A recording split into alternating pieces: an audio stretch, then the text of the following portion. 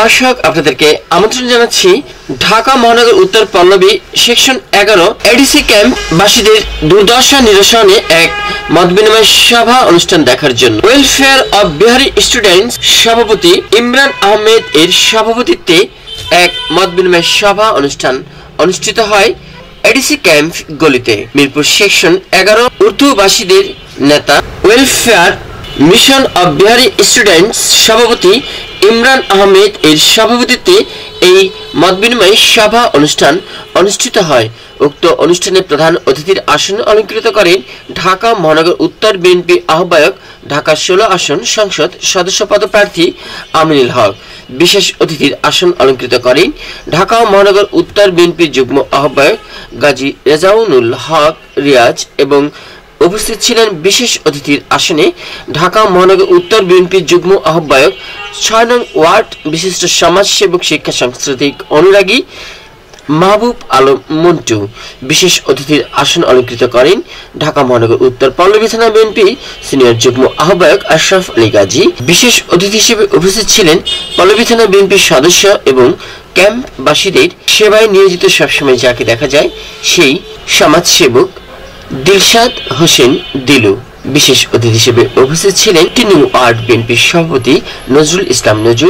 বিশেষ অতিথি হিসেবে উপস্থিত ছিলেন 5 নং ওয়ার্ড বিএনপির ভারপ্রাপ্ত সাধারণ সম্পাদক আসলাম গাজী এবং বিশেষ অতিথি হিসেবে উপস্থিত ছিলেন এবং অনুষ্ঠান উপস্থাপনায় ও বিশেষ অতিথি হিসেবে উপস্থিত ছিলেন 3 নং ওয়ার্ড বিএনপির সাংগঠনিক সম্পাদক কাজী জাহাঙ্গীর আলম লালন এবং অনুষ্ঠান সঞ্চালনায় সহযোগিতায় ছিলেন 3 নং ওয়ার্ড বিএনপির সহসভাপতি আক্তার হোসেন এবং উপস্থিত ছিলেন সমাজসেবী মহিলা দল নেত্রী 3 নং ওয়ার্ড জুলেখা খাতুন আবিদা এবং উপস্থিত ছিলেন এলাকার অত্র গণ্যমান্য ব্যক্তিবর্গ। প্রিয় দর্শক, পুরো অনুষ্ঠান জুড়ে থাকার আমন্ত্রণ জানাচ্ছি। আমি ছিলাম আপনাদের সাথে শাহ আলম সম্রাট, রিপোর্টার এমসিবি টিভি। যে আমার সামর্থ্য অনুযায়ী আপনাদের যে সমস্যাগুলো আমি আমার এই নির্বাচনের আগে সমাধান করা সম্ভব আমি সেটা করব, আর যেটা এখন পারবো না কারণ আমি তো সরকারে নাই, আমি আপনাদের এলাকার সন্তান, আমি একজন রাজনৈতিক দলের কর্মী, আমি আপনাদের এলাকার একজন নাগরিক হিসেবে আমার দায়িত্ব থেকে আমি আপনাদের সমস্যাগুলো শুনতে এসেছি এবং সেই সমস্যাগুলো আমি লিপিবদ্ধ করেছি, নথিভুক্ত করেছি এবং লিখে রেখেছি যাতে ভবিষ্যতে আমি শুধু নির্বাচনের আগে দেখে কিন্তু আসি না। আল্লাহ যদি আপনাদের ভোটে আমাকে নির্বাচিত করে আমি নির্বাচনের পরে আপনাদের কাছে আরো অনেক বেশি আসব, কারণ আমি আপনাদের কাছে তখন আমার দায়বদ্ধতা, আপনারা আমাকে ভোট দিয়ে জয়যুক্ত করেছেন, আমার এখন দায়িত্ব আপনাদের প্রত্যেকের সমস্যাগুলো সমাধান করা।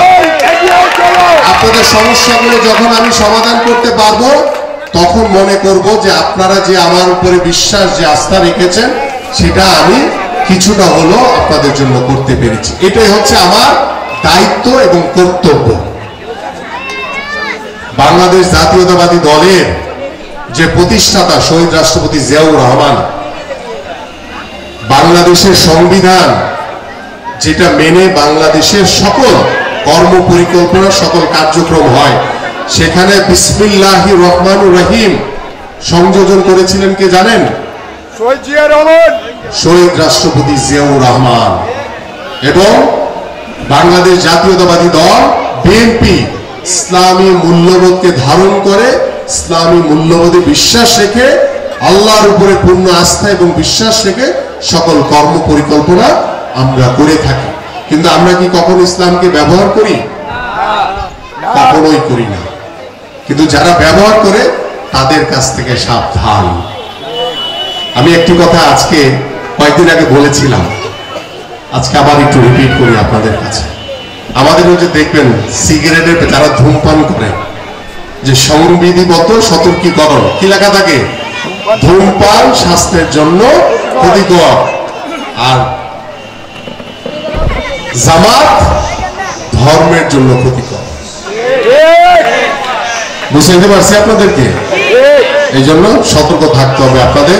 প্রিয় উপস্থিতি, আমি আমার বক্তব্য দীর্ঘায়িত করব না, সর্বশেষ আরেকটি কথাই বলি, তারপরে ইনশাল্লাহ আপনাদের কাছ থেকে বিদায় নিব। তারপরে আবার দেখা হবে। আমি আপনাদের প্রত্যেকটি ক্যাম্পের অলিতে গলিতে যাব, আপনাদের সাথে কথা বলবো, আপনাদের সাথে বসবো, আপনাদের বাসায় গিয়ে পানি খাবো, বা আপনারা যদি একটা বিস্কিট খান সেটাও খাবো ইনশাআল্লাহ। আমাদের সকলের ঢাকা 16 আসন তথা বাংলাদেশের অভিভাবক আমি মনে করি উনি এমন একজন ব্যক্তি, এই যে আমাদের আসনে এসেছে এটা শুধু বাংলাদেশে নয়, উনাকে বিশ্ব উনাকে চিনে, উনি বিশ্বের কাছে সুপরিচিত। তো আমাদের এটা গর্ব সৌভাগ্য যে আমরা এমন একজন ব্যক্তিকে আমাদের অভিভাবক পেয়েছি। ইনশাআল্লাহ আমি আশা করি আমরা এই আসনে, এবং এখন শুধুমাত্র ওনার জয়ী হওয়ার জন্য আমাদের এই কাজগুলো, এই পরিশ্রম হচ্ছে না, আমরা এটাকে সারপ্লাস করার জন্য এই পরিশ্রমগুলো করছি। উনি যেভাবে একজন ফুটবল মাঠ থেকে পরিশ্রমী, উনি যে পরিশ্রম করেন এবং করবেন, এই যে আমাদের এই উদাহরণ, এই প্রমাণ উনি দিচ্ছেন। তা না হলে ওনার এই ভোট চাওয়ার জন্য, কেন্দ্রবাসী সমস্যা সমাধানের জন্য এখানে আসার প্রয়োজন ছিল না। আমি প্রথম থেকে দেখেছি আসলে আল্লাহ তাআলা যখন কাউকে কোনো কিছু দেন সেটা পরীক্ষা করার জন্য দেন, হোক সেটা অর্থ, হোক সেটা ক্ষমতা।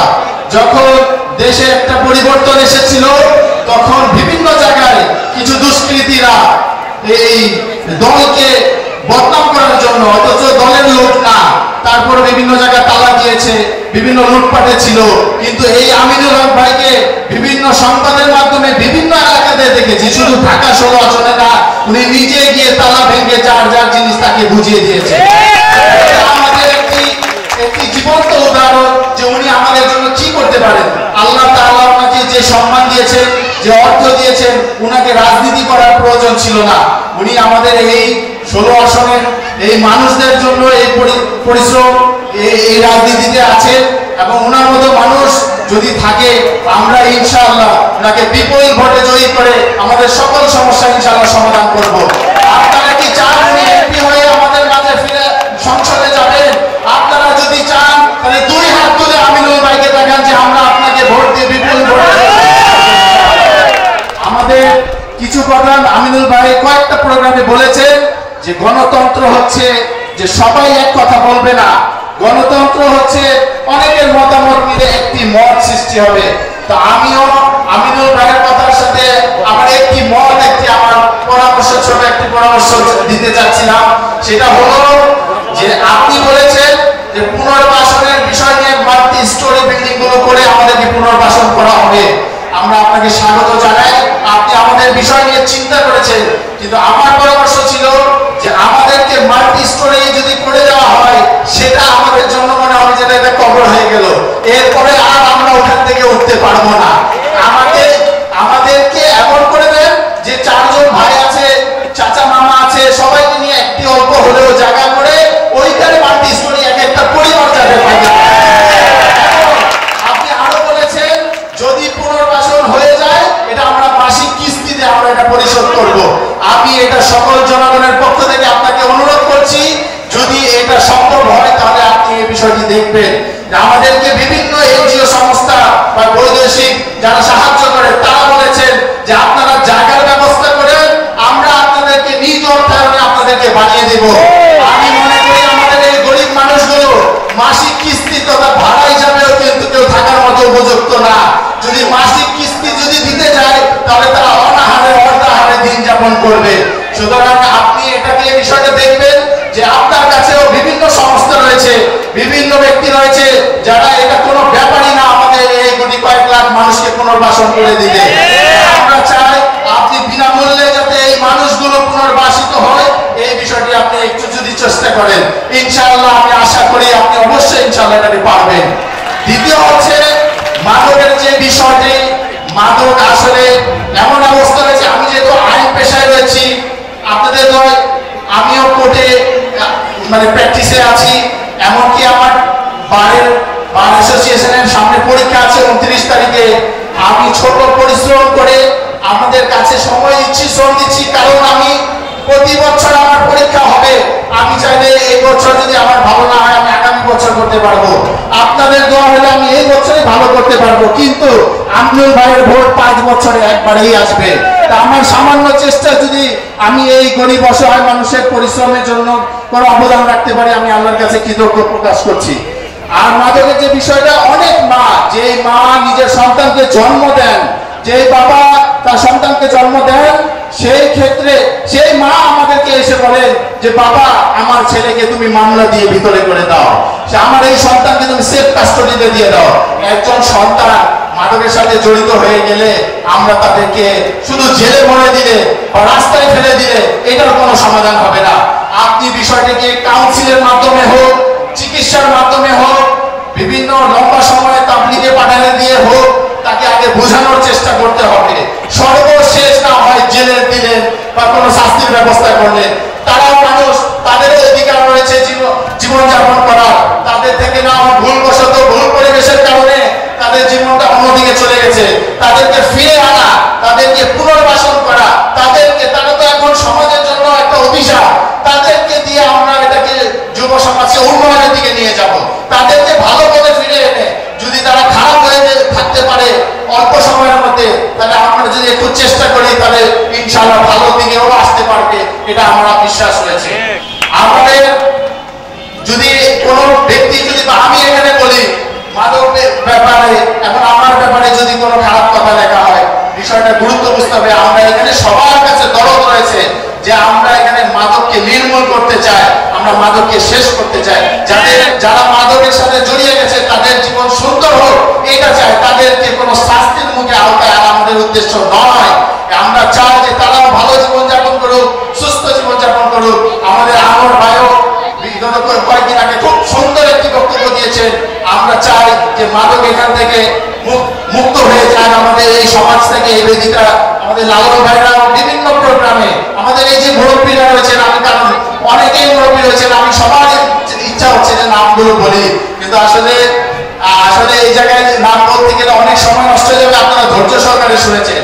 সর্বশেষ আসলে মানুষ তো এই মাইক্রোফোন এমন এক জিনিস যে মানুষ অনেক কিছু চাইলেও বলতে পারে না।